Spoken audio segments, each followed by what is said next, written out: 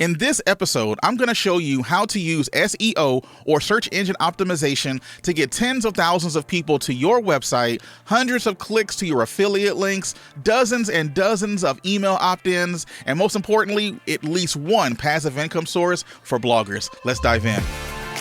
And welcome to the Blogger Revolution. My name is Chris, and here we talk about building passive income streams that work for you so you don't have to. Before we get started, be sure to check the link down in the description, bloggerrevolution.com/workshop. There I have a free training that shows you step by step how to build your own passive income online in no time. That's bloggerrevolution.com/workshop. Okay, so if you are multitasking, right now is the time to pay attention. So go ahead, grab a pen and paper. Let's go in because these tips are going to be hard hitting, all right? So the first one is to use reverse outreach to get more relevant backlinks to your site. Now, usually when you own a blog, a lot of different emails are going to be flooding your inbox of people trying to get guest posts onto your site or do what are called niche edits, where they want you to include a link in an article that already exists on your site. Now, when people begin to reach out to you, all you need to do is reverse it onto them. Instead of just, taking what they want, just say, hey, how about I counter with this collaboration idea? I will give you a relevant guest post or insert a link into one of my articles that points to wherever you want it to go. For an aside, just make sure that it's to not a spammy website. It's got to be a good legitimate link. But you tell them that, hey, I will include something like that within my website if you find a relevant backlink on a guest post that you might be already writing out to another website.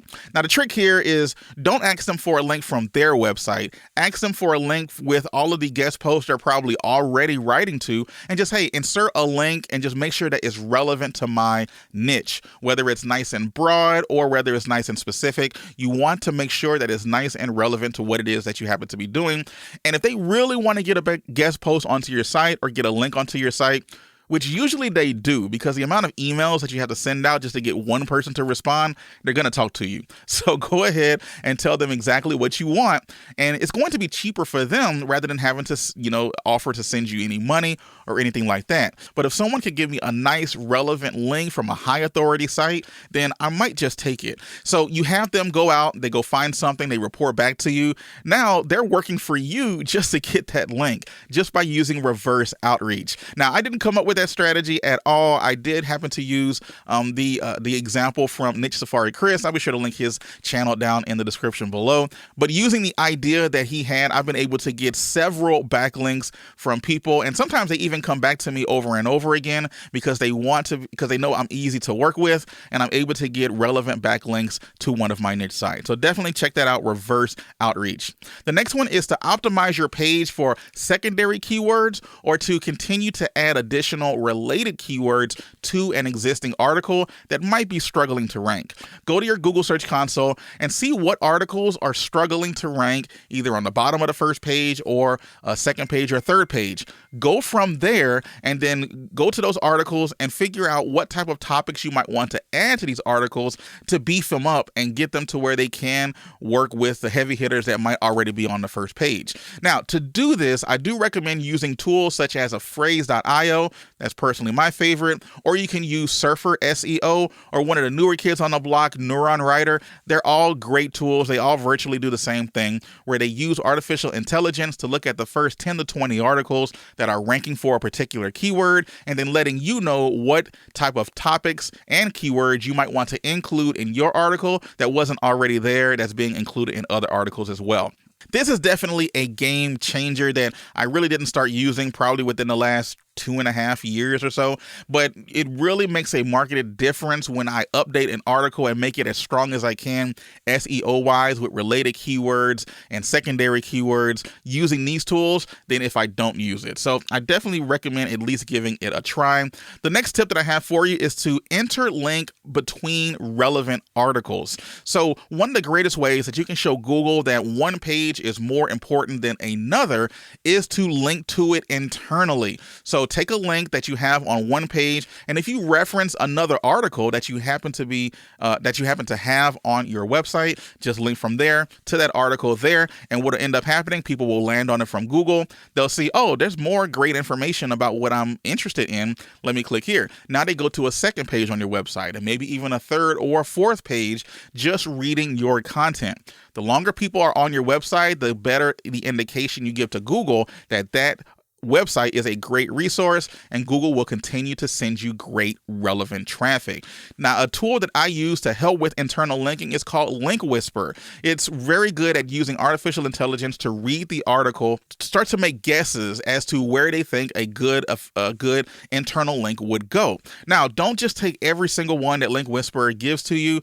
Make sure to actually look at it, make sure that it's relevant, but most importantly, is it going to give a good user experience to someone who lands onto your website? As long as that all checks off, go ahead, check a couple of boxes and click add links, and literally within seconds, you have internal links all throughout your website. So be sure to go check out that tool, Link Whisper. Another thing that you can do to increase the SEO on your website is to improve the readability of the articles.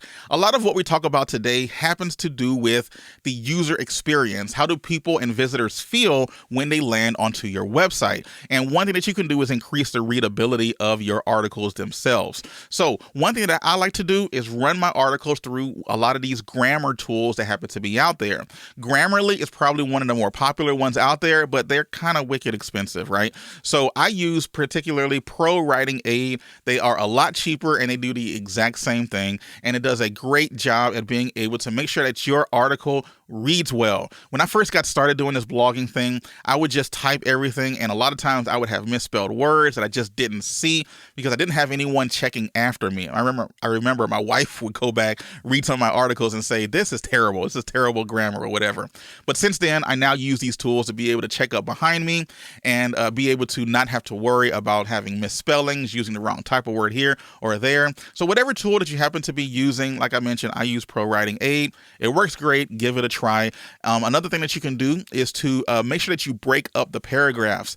When I say break up the paragraphs, you want to have very short lines within your articles. You don't want to have these long blocks of text that you happen to be reading, because think about it from a mobile standpoint. If someone's on your site on their mobile device and they're scrolling up and they see a big block of text that's that big, that's just really, really big, they're not going to want to continue reading it, and then they'll just skip over it, and then they just missed out on a lot of the content that you just added to the site. So I like to do 1-2 lines maybe. Sometimes I get accused of doing this too much, almost like a single line for each one, but it's a great way to write for the internet. So I definitely recommend that you break up your paragraphs, as well as increase the font on your website as well. It makes it a lot easier for people to read when these articles have nice big letters. I like to have my sizes from anywhere from 17 to 20 pixels. That's usually pretty good. I've seen some that are bigger, but it starts to get too big at that point. But it does a great job of being able to increase the readability, which increases the user experience, which helps your SEO.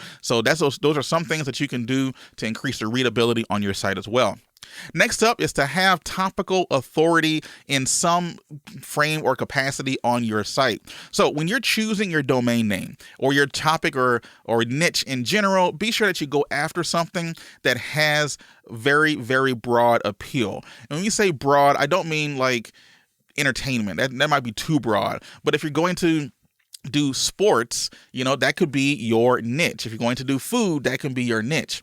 Have a very broad domain name. And then from there, you can now target very specific parts of the niche by creating content in one particular corner of the market. So just for an example, if you wanted to do a domain or a website, I should say, on coffee, instead of just going after coffee, even though coffee is probably broad enough, you might want to do hot drinks, or you might want to do breakfast. That way you can early on target very specific coffee terms that allow you to be able to rank quickly, dominate that part of the market, and then you can move on to tea, or move on to organic coffee, or move on to other types of foods and drinks because you went with a nice broad domain name to begin with. So be sure to do that. Create the topical authority in one specific tight niche under a very broad domain. get the articles out there, and then move on to the next corner of the niche. The next tip I have for you is to improve the CRO, or the conversion rate optimization. This is once you have traffic to a page, now you need to find a way to get more people to click on the page so that they can go to your affiliate offers, join your email list, or whatever action you would like them to take. So to do this, go to your Google Analytics, figure out what pages are getting the most traffic onto your sites, and figure out what you can do to further monetize them, either by adding more affiliate links or adding some affiliate links if there were none there before, adding a comparison table so that you can show this is the difference between this one and this one, and put that comparison table, somewhat higher up on the page. I'll be honest, I don't like necessarily putting a ton of featured images in my blog posts, so sometimes I'll nix the featured image and add a comparison table. Those things get clicks like wildfire. And another ninja trick, by the way, is make sure that the image in the comparison table can be clicked as well. That way people can go to whatever affiliate offer that you happen to be talking about, and hopefully they go and buy something. Or at least they are cookied at that point, meaning that the affiliate cookie is on their computer, which means that they do buy anything within the next 24 hours if it's Amazon, or if you go with another higher paying affiliate network, you might have 30 days or 60 days or even, a lifetime cookies, really depending on what you're going after. Just because you added some comparison tables and some multiple call to actions to actually click on your affiliate links. Just be sure to let people know where they are clicking when you include the button or the tables, whatever you happen to be adding to the post, so that they know where they're going when they click. That's going to help your conversion rates as well. Next up is to add video advertisements. This is something that a lot of bloggers out there just don't do because they think it's more work, and it really might take you 5 or 10 minutes, okay?